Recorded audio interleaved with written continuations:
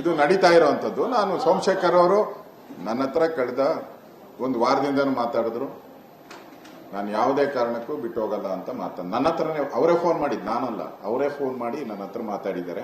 ನಾನು on the record ಹೇಳ್ತಾ ಇದ್ದೀನಿ. ಅವರೇ ನನಗೆ ವಾರದಿಂದ ಫೋನ್ ಮಾಡಿದ್ರು.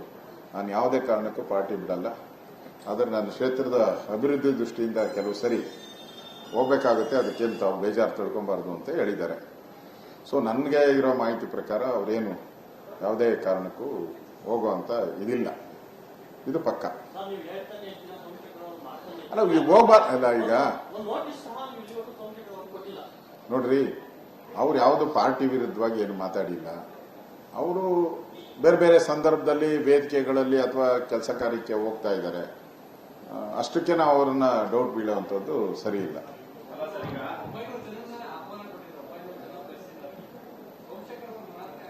ಇಲ್ಲ, MLAಗಳು ನೋಡಿ, ಎಲ್ಲ MLAಗಳು ಬಂದಿದ್ದಾರಾ? ಎಲ್ಲ MPs ಬಂದಿದ್ದಾರಾ? ಇಲ್ಲ, ಆ ಥರದ್ದೇನಿಲ್ಲ.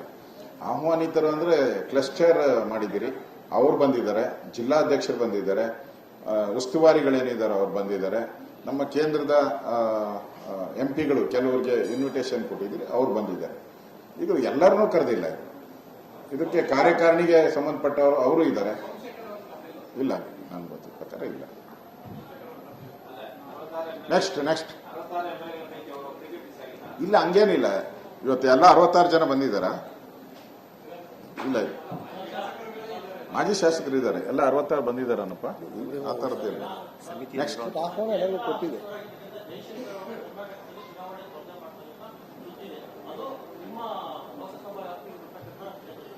ನೋಡಿ, ಬೆಂಗಳೂರು ಇದೆಯಲ್ಲ, ಬೆಂಗಳೂರು 3 ಕ್ಷೇತ್ರಗಳಿದೆ.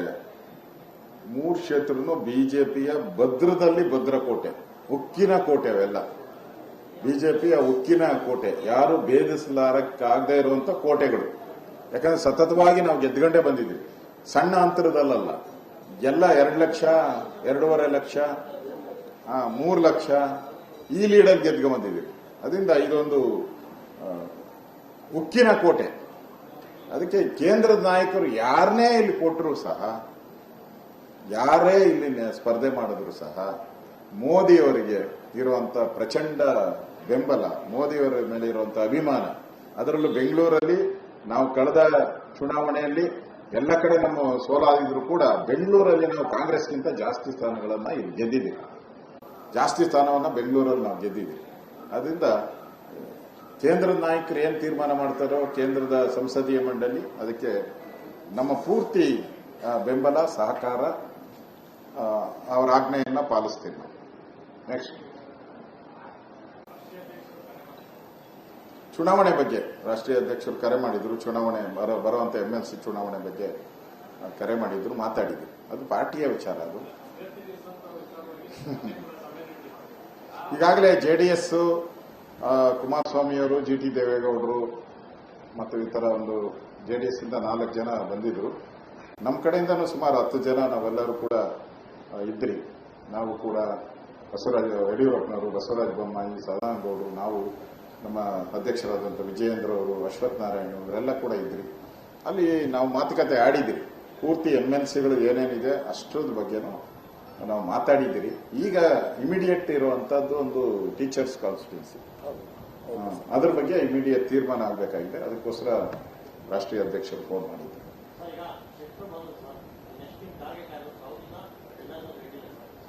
ಎಲ್ಲ ರಾಮಮಯ, ಎಲ್ಲ ಮೋದಿಮಯ, ಎಲ್ಲ ಸರ್ವಂ ಮೋದಿ. ಅದಕ್ಕೆ ಇನ್ನೂ ನೋಡ್ತಾ ಇರಿ. ಇವಾಗೂ ಬರ್ತಾರೆ. ಪಾರ್ಲಿಮೆಂಟ್ ಚುನಾವಣೆ ಆದ್ಮೇಲಂತೂ ಇವರು ಬಾಗಿಲುಗಳು ಹಾಕೊಂಡ್ರು ಒಡೆದ ಆಚೆ ಬರ್ತಾರೆ. ಆ ಸ್ಥಿತಿ, ಬಾಗಿಲನ್ನೇ ಹೊಡೆದಾಕ ಆಚೆ ಬರ್ತಾರೆ.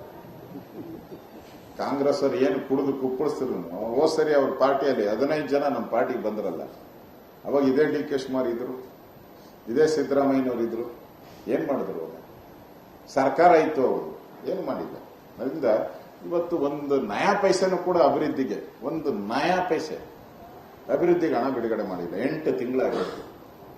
ನನಗನ್ಸುತ್ತೆ ಈ ಸರಿ 25,000 ಕೋಟಿ ಡಿಫಿಷಿಯೇಟ್ ಆಗ್ತಾ ಇದೆ. ಮಾರ್ಚ್ ಒಳಗಡೆ ಅಷ್ಟು ದುಡ್ಡು ಬರಬೇಕು. ಇನ್ನಿರೋದು ಎಷ್ಟಿನಿಂದ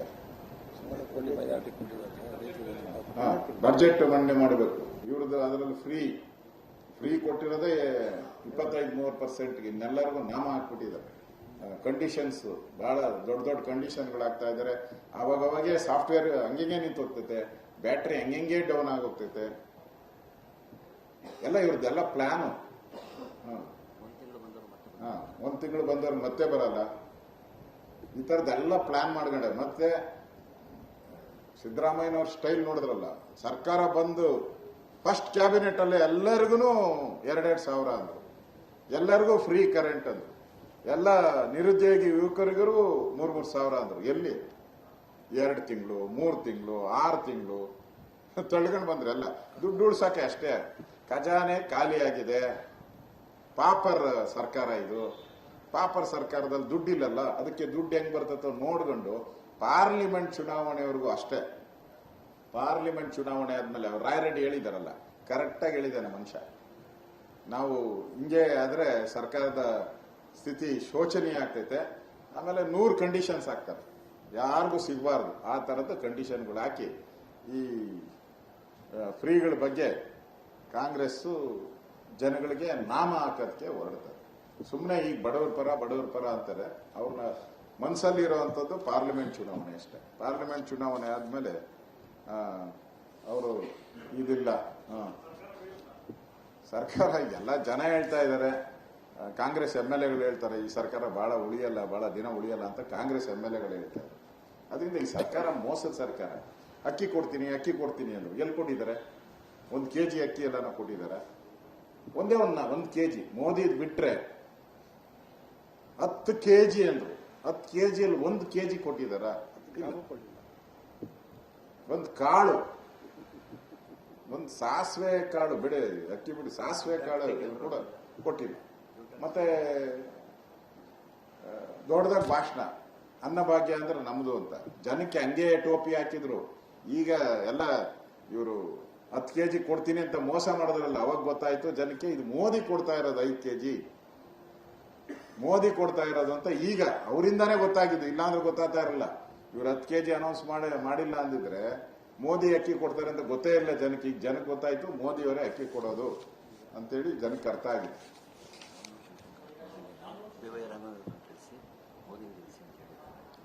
ಈಗ ಕಾಂಗ್ರೆಸ್ ಲೀಡರ್ಗಳೇ, ಕಾಂಗ್ರೆಸ್ಸಿನ ಲಿಂಗಾಯತರ ರಾಷ್ಟ್ರೀಯ ಅಧ್ಯಕ್ಷರು, ಕಾಂಗ್ರೆಸ್ಸಿನ ಲಿಂಗಾಯತರ ರಾಷ್ಟ್ರೀಯ ಅಧ್ಯಕ್ಷರು ಶಾಮನೂರು ಶಿವಶಂಕರಪ್ಪನವರು ಏನ್ ಹೇಳಿದ್ದಾರೆ? ಬಿಜೆಪಿನ ಗೆಲ್ಲಿಸಿ, ಮೋದಿಯನ್ನ ಗೆಲ್ಲಿಸಿ ಅಂತ ಹೇಳಿದ್ದಾರೆ. ಅರ್ಥ ಏನು? ಅರ್ಥ ಆಯ್ತಲ್ಲ. ಕಾಂಗ್ರೆಸ್ ಮನೆಯೊಂದು 3 ಬಾಗಿಲಾಗಿದೆ, 6 ಬಾಲಾಗ್ತೈತೆ, ಆಮೇಲೆ 12 ಬಾಗಿಲಾಗ್ತೈತೆ ಅಷ್ಟೇ. ಆಮೇಲೆ ಸೋರುತಿಯದು ಮನೆ ಮಾಳಿಗೆ ಅಂತೇಳಿ ಸೋರಕ್ಕೆ ಶುರುವಾಗ್ತೈತೆ.